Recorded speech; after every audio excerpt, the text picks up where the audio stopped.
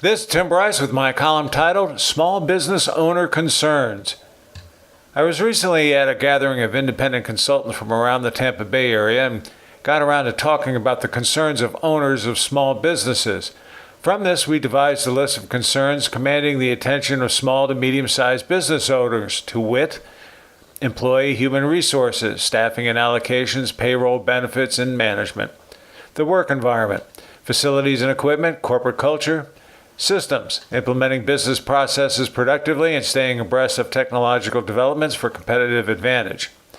Regulations, complying with rules as established by government and industrial concerns.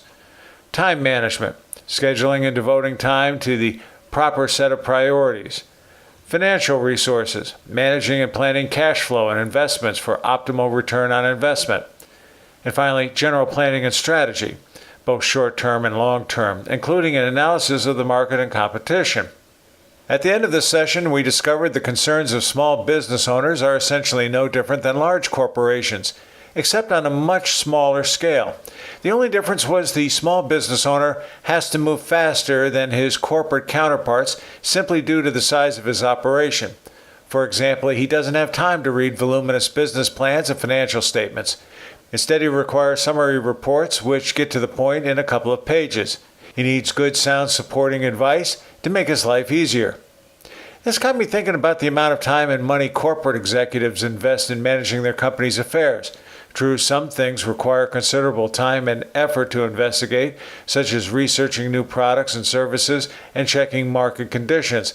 But most of what is done is what I refer to as meatball-type analysis, which should be easy and relatively inexpensive to prepare.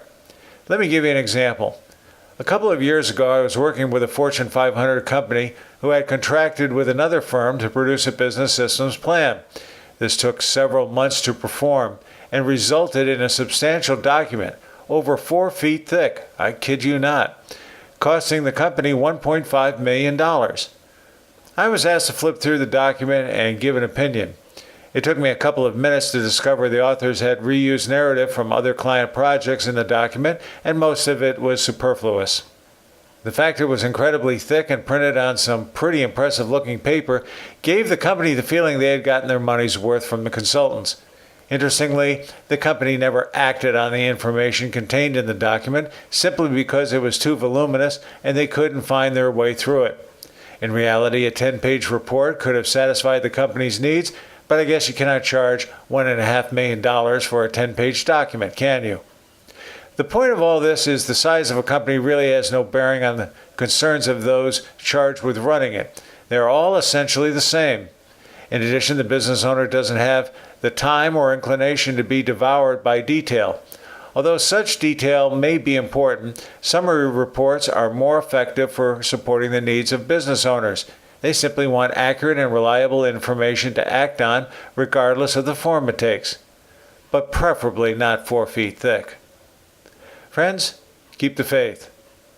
This is Tim Bryce in Palm Harbor, Florida. Follow me on the internet at timbryce.com.